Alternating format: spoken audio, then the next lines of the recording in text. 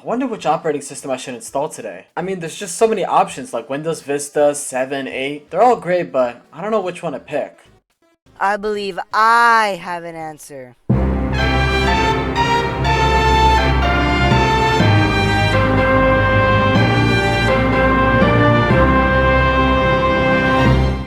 Did you really have to take that long to get here? Shush! Anyways, a solution you wanted, right? Why not just install all of them? Now, how do you do that on an NBR disk? Simple. Just partition it 6 times. I suppose I could do that. I mean, what's in it for me? Trust me, this video will bang! And I mean that as in, it'll do well. Oh, okay. Now I shall go. Enjoy doing that while I relax. What the hell's that guy's problem anyway? I guess it's time we dual boot 6 operating systems.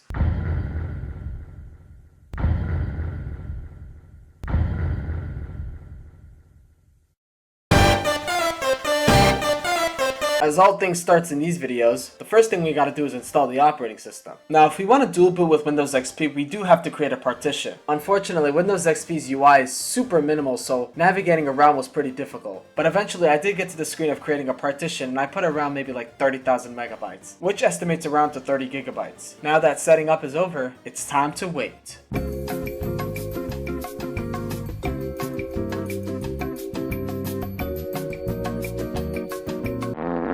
I genuinely don't understand why this even happened. Also, out of all programs, why regedit? That's like the most random thing ever. Not only did it end for regedit, but it did it for a bunch of other DLLs. So now, where can we go from here? We're gonna have to use a new ISO, aren't we? Man, I hate this shit. As it seemed to be almost an entire day for me to figure this out, I finally got Windows XP to install. Now, I literally could not be bothered to sit down and watch this entire installation, so what I did was I basically walked out of the room. And wouldn't you know it, we finally got past the screen that we got stuck on last time. And now all we have to do is write our name and... our product key. I don't even know how many product keys I tested, but I think I've tested around like 10 and none of them worked. I spent almost 20 minutes trying to get a product key to work in the middle of the night. But of course, at one point, I did find a product key that matched my OEM. So now with that out of the way, we can finally move on with the Windows installation.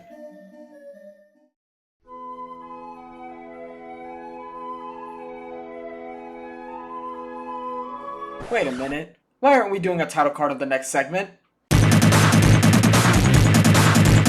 After all of that madness we've gone through, we finally got Windows XP to boot up onto the desktop. But I think the wallpaper's a little too bland. I think we should draw something to replace it.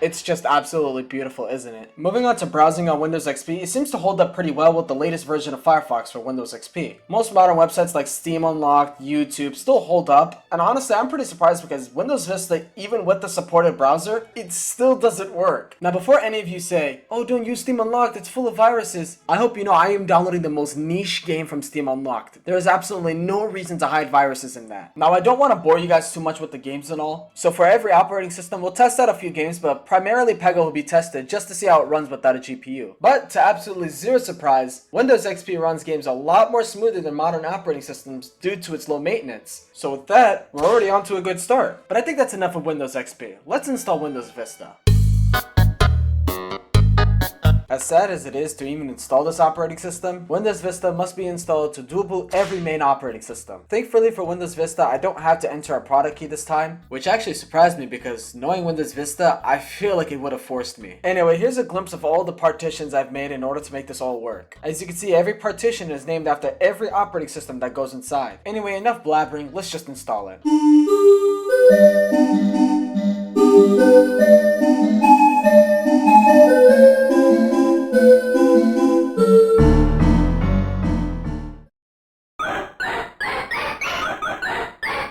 Whoa, would you look at that? We're on Windows 7 now, but in Russian. Yeah, to be honest, I didn't think I could make it any harder for myself, but apparently putting it in Russian is the biggest mistake I made. Now you may ask, why? because I can barely fucking read Russian. Although I do know the Russian alphabet in a few words, it's still gonna be pretty difficult. Anyways, let's install Windows 7 into its partition.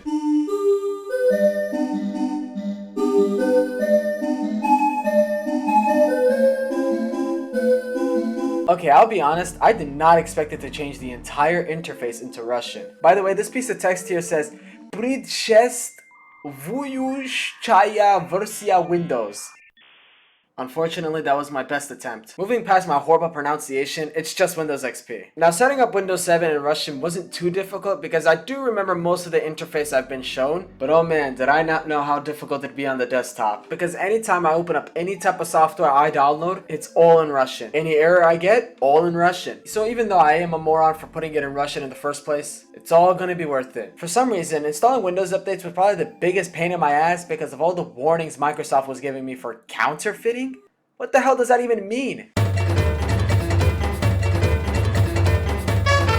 After a whopping 168 updates that took almost 4 hours, Windows finally let me install all the drivers and enable Aero. And honestly, to the day I die, I will always glaze Windows 7 for being so beautiful. Anyways, I decided to test out a few games that required CPU drivers and it seems to run perfectly fine. The best part of it all is that Paint actually felt way more smoother with drivers this time. I have no idea, but it might just be a placebo effect. Also, apparently in the Windows 7 themes section, there's a theme called Russia, which basically replaces the United States theme.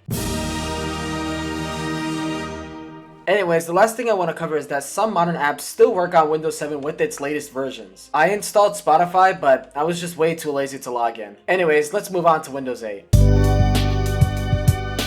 Unfortunately, after contemplating which version of Windows 8 I had to install, I had to settle with Windows 8.0 because apparently Windows 8.1 has a problem with like older bootloaders and tends to overwrite it, so I just don't want to risk that. Anyways, after being forced to use a product key and selecting my partition, I'm ready to install. And now that Windows 8 is fully finished installing, let's get to the desktop?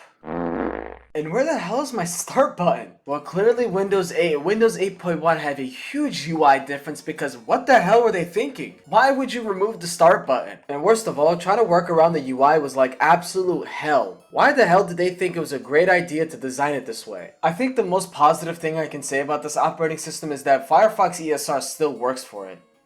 Yeah. That's literally it. And to make matters worse, everything on YouTube was literally buffering. Somehow Windows 8 decided to perform even worse than Windows XP. But honestly, I've given Windows 8 the benefit of the doubt to just prove itself. Something great will come from this operating system. Which apparently I was wrong because the UI just gets uglier and uglier over time. Now there's no point to keep on talking about this operating system because literally nothing works on it. It's just so outdated, none of the Metro apps work, none of the updates work. So at this point, we might as well move to Windows 10. As similar as Windows 8 and Windows 10 setup screen can get, the only pro to Windows 10 setup is that I'm not forced to actually use a product key this time. Anyways, let's install.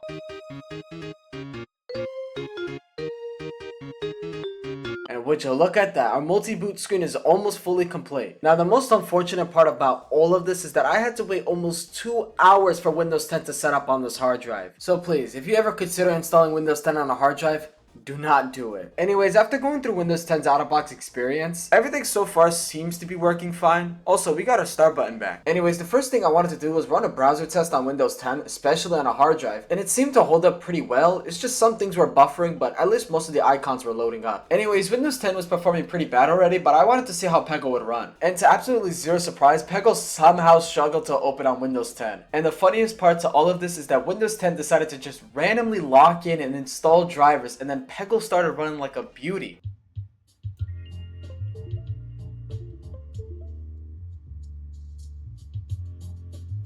I have absolutely no idea what's been going on lately, but I guess I'm liking it. Also, for some reason, on a fresh install of Windows 10, Copilot is just installed by default, so I decided to ask it a pretty important question. Anyway, that's enough of Windows 10. Let's install Windows 11. Now, Windows 11 has the most interesting UI design for its setup because it has a mixture between Windows Vista and maybe just a little bit of Windows 10. Now, my only nitpick here about Windows 11's setup screen is just how weird and discombobulated the UI looks here. And I'm not even sure if this helps Windows 11's case, but holy shit, why does it look so ugly? But for now, I'll stop criticizing Windows 11 and let's get to installing. And after only a mere 2 hours of installing, Windows 11 starts up with no taskbar, nowhere to be seen. Anyways, I tried to do a little bit of browsing, and by no surprise, Windows 11 gave me almost 3 pop-ups just to get to the browser. And just only after a little bit of browsing, Windows 11 just decides to die. Now, there is no way in hell I could have predicted this, nor have I even planned this to happen. I believe that Windows 11 is just so bloated that it just can't handle the hardware. But hey, at least our multi-boot screen is fully finished. So with that, it's time to wrap it up and go with the outro. Hello everyone, before this video ends, I want to give credits to Fashionably Late for drawing all of the intro for this video, and I also want to give a thank you to Zephanox for helping me out with the voice acting. And then I also have another name called Aisha? I don't remember Aisha. Anyways, so with that, if you guys want to help out with future videos, make sure you join the Discord, and I'll see you guys later.